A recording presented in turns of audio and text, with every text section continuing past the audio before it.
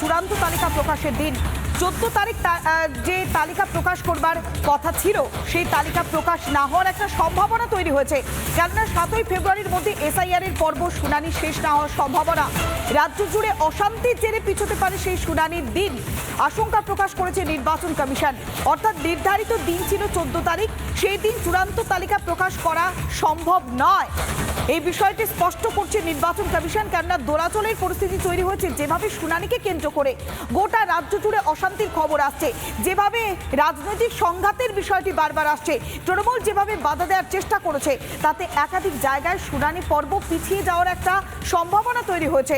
অর্থাৎ যে নির্ধারিত দিন ছিল শুনানি পর্ব শেষ করবার 7ই ফেব্রুয়ারি, সেই দিনের মধ্যে শুনানি পর্ব সম্ভবত শেষ করতে পারবে না নির্বাচন কমিশন। সেই কারণে যদি শুনানির দিন পিছিয়ে যায়, সেক্ষেত্রে চূড়ান্ত তালিকার দিনটাও পিছিয়ে যাবে। এই সম্ভাবনার কথাও কিন্তু জানিয়ে দেওয়া হয়েছে নির্বাচন কমিশনের তরফ থেকে। পিছোতে পারে এসআইআর এর চূড়ান্ত তালিকা প্রকাশের দিন।